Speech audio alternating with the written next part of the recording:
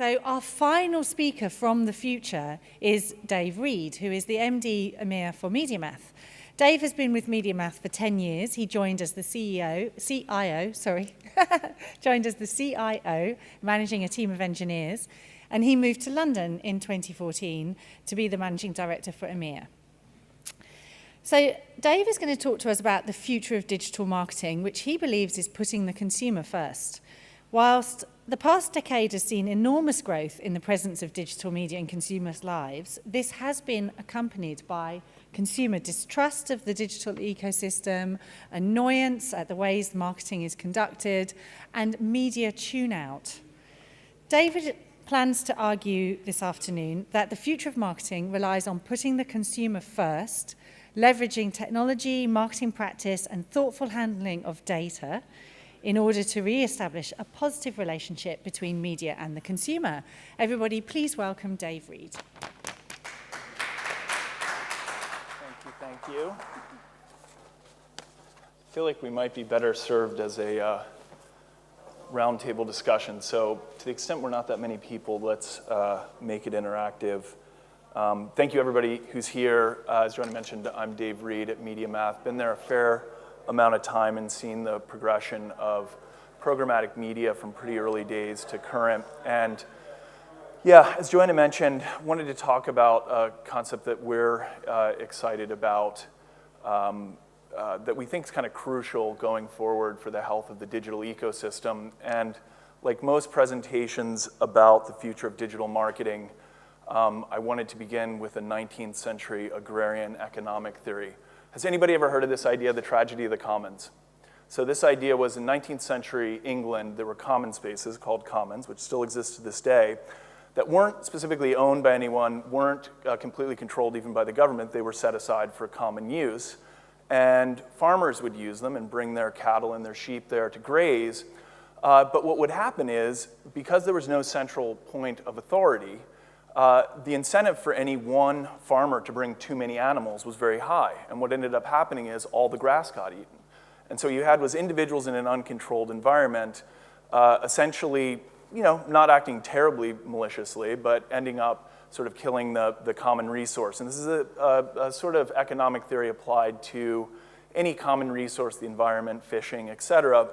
And it's a useful way to think about the internet, actually. It's not sort of regulated by any single jurisdiction. There are lots of players, all of whom are optimizing for their own good, whether it be publishers, advertisers, ad agencies, technology companies, et cetera. No one's terribly malicious, but the sort of precious resource here of consumers and consumer engagement, I think you could argue has become a sort of casualty of the fact that there isn't more organization. And so I want to talk about a few ways that might be proposed to go about it, but sort of looking at the common state, consumer tune-out as expressed by things like ad blocking. This is just one way. I mean, you see sort of social media pushback and examples of people posting all sorts of negative ad experiences. The IAB UK last year had a great survey that they did, a sort of panel, where they polled people about their experience with advertising in the UK. And it was something like 25 to 30% just fundamentally didn't believe that the exchange of being shown advertising was worth free content, right? Like that's a fundamental fall down of the value exchange of the way the media economy is set up. Extreme lack of trust. So Cambridge Analytica is just the most recent example. Previous to that, there was a US FTC suit brought in the US in 2011, so a while ago, that data marked as private really wasn't private and was often shared. But there are other examples here as well, including any kind of data collection that happens. There's just a fundamental lack of trust of consumers of the digital space. And then all this accrues to a negative for brands, right? So well-publicized examples of content adjacency that would terrify anyone. I'll point out just by way of bad marketing practice how many people in the room have ever visited some sort of online retailer and gotten trailed for weeks at a time afterward by ads. So we all work in this industry. You may or may not have thought it was a positive experience, but I'm pretty sure that not only does seeing a remarketing ad 4 weeks after you visited a site completely waste of money, it creeps people out. Like, I'd almost say that high-frequency retargeting goes a long way to explaining what the average consumer's experience with sort of creepy data tracking is. And I'll point out in this case, this was shopping I was doing for my mom ahead of Christmas. It's like the unintended full-page takeover. So you get all the worst hits here of the internet, which is like sites that have 50 ad slots because they got to monetize some way with completely uncoordinated offers, promotional, et cetera, et cetera. It's just a very bad experience. And then finally, if we don't as an industry take action, other people will. And those folks may or may not be as informed as we are about the intricacies of our ecosystem. And it's our belief at MediaMath that GDPR plays a positive role ultimately. But meeting legal compliance requirements is kind of necessary but not sufficient. It's table stakes, we think, for the next stage of online marketing. So what does the Enlightened next decade hold? It's actually simple, and then I'll go into some specifics, but it really starts with thinking like a consumer, right? We are consumers, our friends are consumers, our family are consumers. What we aren't are just eyeballs. We aren't 10K more to spend out on a budget because we need to hit our delivery this month. We need to fundamentally think about the ways in which we interact with consumers as being a human interaction. And so the world today, where we're screaming at consumers with uncoordinated messages across multiple channels, with no frequency cap, with lack of coordination, is a really bad state. And we need to do everything we can literally to solve those 3 problems. Part of this is explainable just by the astounding growth of number of exposures that we have on consumers. So in a world of radio, print, TV, out of home, maybe 20, 30 years ago, we might have had tens to maybe low hundreds of exposures on a consumer. Fast forward to today, on a platform like ours alone, and obviously the big 3 or 4 global platforms are orders of magnitude even bigger, but even at MediaMath, we see something like 5 billion pseudonymous consumer profile hundreds of times a day. So literally, if you just use our platform, you could send a trillion messages a day. So the scale has gotten enormous, but we haven't realized the fact that the objective isn't just reach anymore, it's cut through, especially in a world where increasingly publishers are forced to monetize with tens of ad slots, let alone sort of clickbait at the bottom. It's a terrible experience for the consumer, and optimizing for yet another X isn't the way forward. It's sort of a diminishing return. So how can we achieve it? First off, providing better ad experiences. So eliminating the type of experiences that interfere with a consumer experience, that slow web pages, that cause apps to load slowly. It's amazing how many even large brands still leverage partners that they have lack of clarity on that are using these sort of techniques. Why? Because they perform well against some set of metrics, and we'll talk about that a little bit.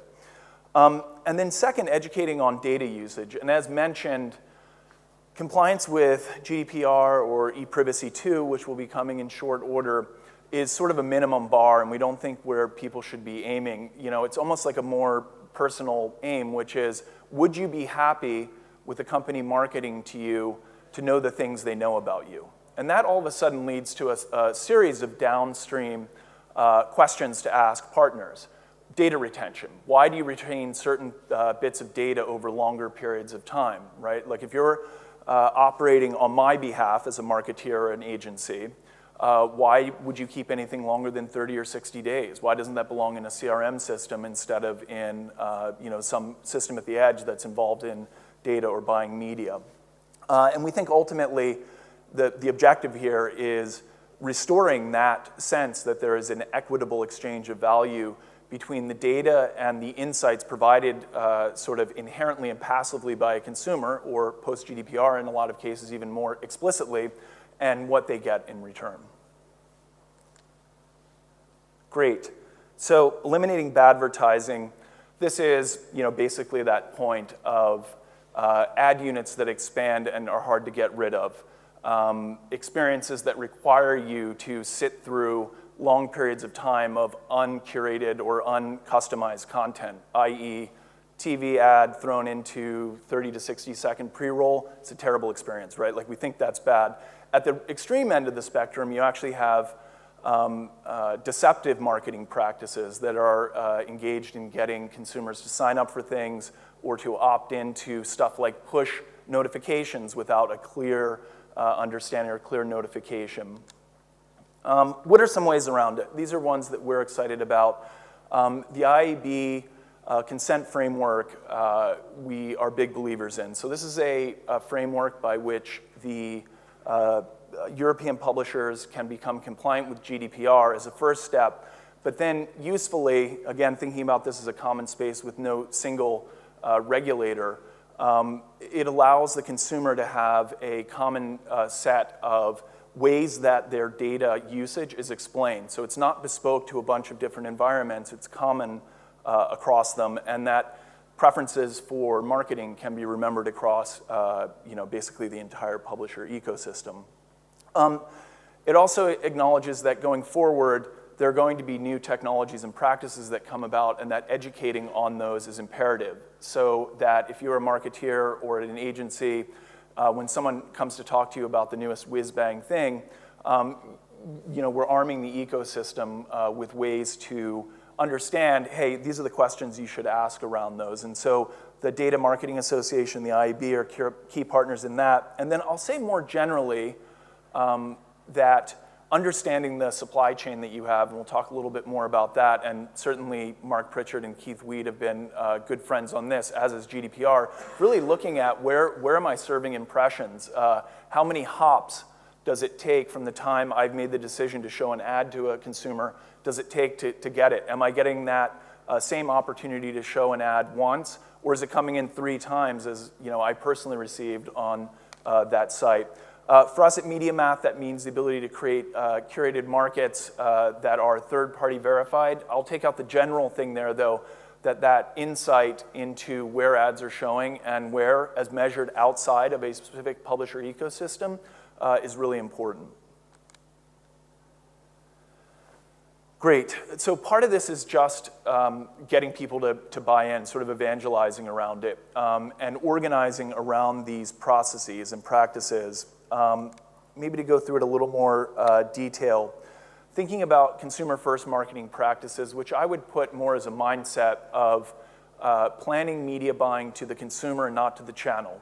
And again, in the world where we conceive of consumers as moving through some preset funnel, because we're basing the entire media buy on lagging indicators that can only operate off of econometric models or sales data that's 6-month lag, you have to plan by channel. You have to upfront buy everything.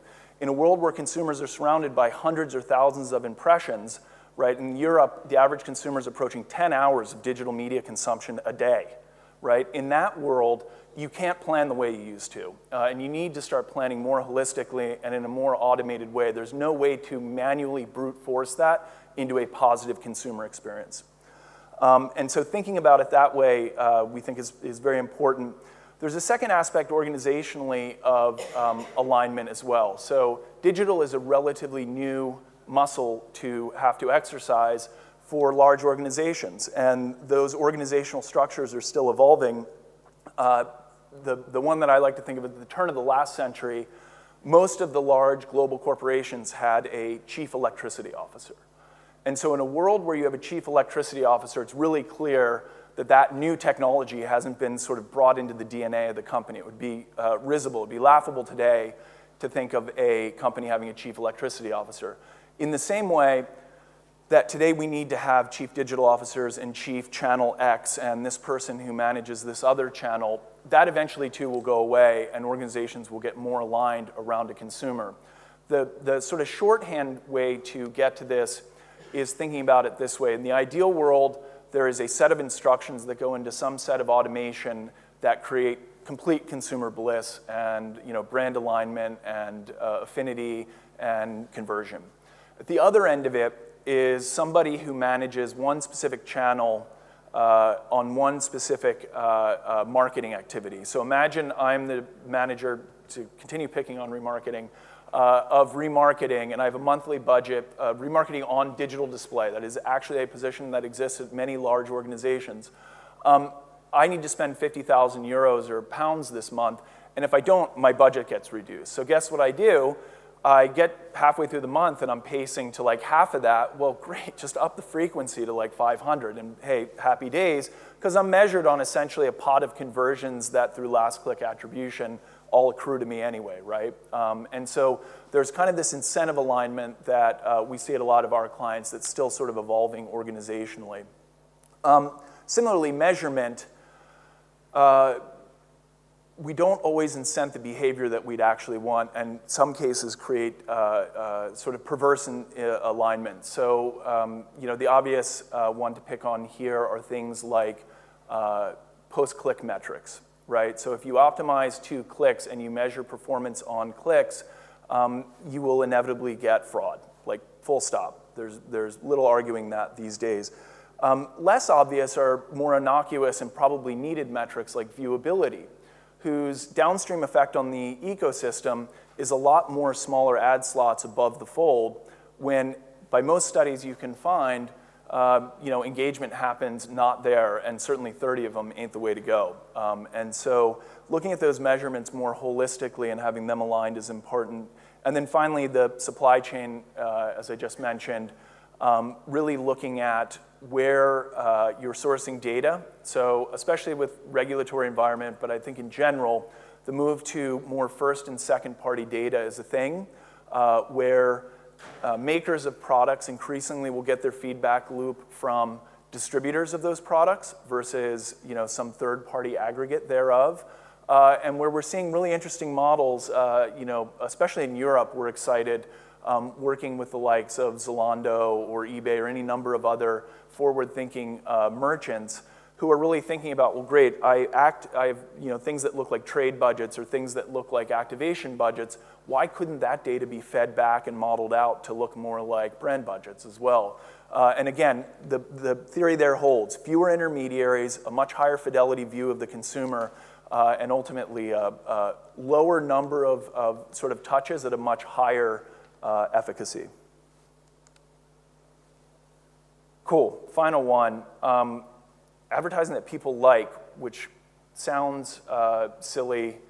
We use the example here of the ads that you might see. People show up at the cinema ahead of time to actually watch ads. There's some hope that we can get to this. So this is just one anecdotal study. It was by Rakuten Marketing last year, where the question put to people across a series of campaigns, across a series of brands, were that not only can we make ads less annoying, but can relevant ads actually improve your experience? And hopefully there was 70% responded in the affirmative, and only like 11% responded in the negative. We've seen this ourselves working with some of the larger retailers, especially around Europe, that when they do ads on site and those ads are relevant and the creative is good and tailored, it actually increases the overall sort of conversion rate. So imagine, large retailer X in Europe that also sort of sells advertising slots in that co-op model. They've seen that regardless of what the ad was for, if it's a positive experience, it actually adds to overall take rate and loyalty. So there's some hope there. So what are a few specific areas? We're big believers in distrust. For those who don't know, it's a shared namespace initiative in Europe. It's global, but it's getting traction in Europe ahead of GDPR. What does this mean? It's a publicly held area for identity to be held, and again, in a way that consumers can clearly understand who understands what about them and for what purposes.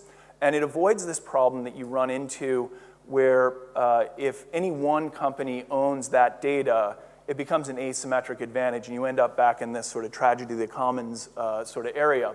To the extent it's shared, nobody's incented to overuse it, right? Like what you're incented to do is say, great, like I understand that this marketing may have been shown to this person in that channel, and you get a much more holistic view of the person to be able to optimize in a holistic way.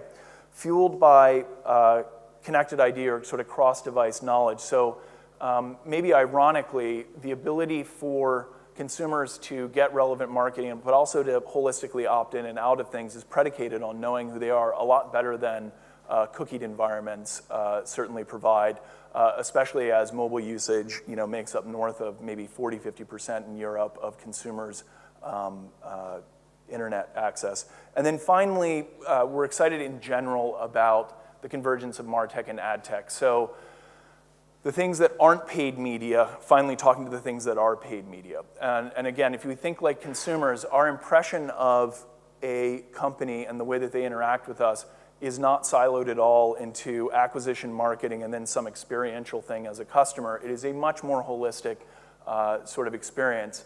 And it also provides great potential for upside, right? Like literally timing of first purchase to first email to first ad, or first stay at hotel and follow-up offer, and getting those things right, coordinated with paid media. We've seen tons of time. It just provides upside, literally getting those timings and frequencies right. So we're very excited about that. We're specifically excited about a partnership we have started with IBM, whereby we can leverage as part of the holistic stack, CRM, email, site optimization, commerce data, to then plug into AI to, at mass scale, sort of suggest what the right sequences, the right targetings are to try to give a better consumer experience. So what does that bring us to? Leave you with the internet's a communal resource that we all have some responsibility for improving for the good of the industry, but improving for the good of the consumer. And we're at an inflection point where by any number of markers, we're not necessarily at a good place, but there is opportunity to improve that through better practice, through leveraging technology to improve the way that we execute, and then, importantly, having clear and open conversation with consumers about the way in which we leverage their data. That's all I've got. Thank you. Excellent. Thank you very much, Dave Reed. Do we have any questions from the floor for Dave Reed?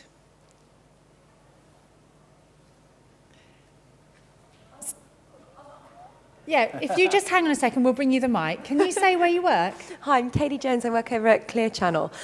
Just a quick one. I know you work with a lot of brands, and it would be really great if you could tell us a little bit about some brands that you think are already doing this well from a user data opt-in sort of permissions perspective. Sure. Let me just think through brands that have publicly disclosed, because in some cases they're not completely happy to have us use it. Brand that comes to mind right now, Uber, I think does it fairly well. And they were a brand that fairly publicly really took the hard poison of working with just reams of partners, right? And I'm saying this, not disclosing anything out of school, because it's all basically public at this point. And they took the bold step of literally cutting all those partners off, and found that the acquisition rate that they had for new app installs went down low single-digit percentage points, but the cost basis went down like almost three-digit percentage, right? And so that gets you thinking about, as I mentioned, metrics like incentivized traffic to drive app install, if that's what you care about, is a shady realm, right? Much like clicks are. And so I think, there's sort of light there. I think, regardless of whether we work with them or not, we do work with P&G, that's been announced. Unilever's out there. I think people proselytizing and sort of evangelizing this mode. I think, we work with Clear Channel on a number of really cool things. I think that's a great example of like this massive innovation area where, what's the way to put it, non-creepy ways of tracking where people are and aligning that against out of home and sort of the segmentations that happen there, I think is super exciting. So yeah, is that one or two quick ones? Yes? Dominic, can you wait for the microphone, please? Hi, Dominic Chambers from Jaguar. Do you think a consequence of GDPR, sorry, got it in there again, is that it's just going to strengthen Google, Facebook, Amazon? It's just going to be inevitable. It's entirely possible. Whether it's intended or unintended, you could look at who's lobbying whom to figure out. But it's an interesting world, right? There was this great quotation I read in Adweek last year. I'm blanking on his name, but the chief strategy officer at Axel Springer. So all the AgOff publishers did this sort of proof of concept where they put their data in a shared, sort of test in eMetric, which is the DMP owned by Deutsche Telekom. And, his quotation was, this is a test, we'll see what happens. German digital growth is going to be 40% CAGR, for the next 5 years. So great, happy days. 90% of that goes to Facebook and Google. So I think standing here with, and by the way, both of them are large partners of ours, and we think they do a lot of cool stuff. And as a consumer, I love using their products. I think, with my professional hat on, I'm really excited about the opportunity to do something different in Europe. So I think you're right, Dominic. There's this sort of thing over here which says, if you can just put in the Android end license agreement, I've agreed to everything, then you've satisfied the law. You have completely broken the trust of the consumer, in our opinion. Like, the whole idea of this isn't just some legal compliance thing. So the hope is if you can kind of assemble the coalition of the willing and the people that sort of see, hey, the answer isn't 50 more ad slots on a publisher page because we've got to monetize, and the only traffic we get is from essentially 2 partners. And hey ho, guess what? Amazon's coming into the picture as well, because that is absolutely happening. Whole Foods is the first step into a range of things that will eliminate potential sectors. I think there's a reasonable story to tell to the publisher and data owner community that this tighter knit sort of connection between endpoint to consumer and producer of things is a compelling story. Whether we'll get there or not, I don't know, but you're right, it's certainly a possibility. No, I totally agree. I think less is more. I did read that Fox in the US is testing 2 minutes an hour of advertising. Right. Yeah. Down from probably 10. Yeah. Which is encouraging. There's a gap there, I'll say I didn't mention, but to be fair, there's a gap between, I think, what a lot of people see as like, this would be a great thing to do, and the amount of automation. So I'm picking out things like organizational alignment. Well, the reality is the kit is sufficiently complicated still. It's not at a level of maturity where you could just press one button and have it go. So I think there's something in there as well, right? Like, walled gardens are attractive because you're essentially just coin operating them. As sophisticated as they are, it's an easy button. So there's something there as well. Excellent. I'm going to make that the final question of today in the Future and Innovation Hub. So please join me in thanking Dave Reed. Thank you.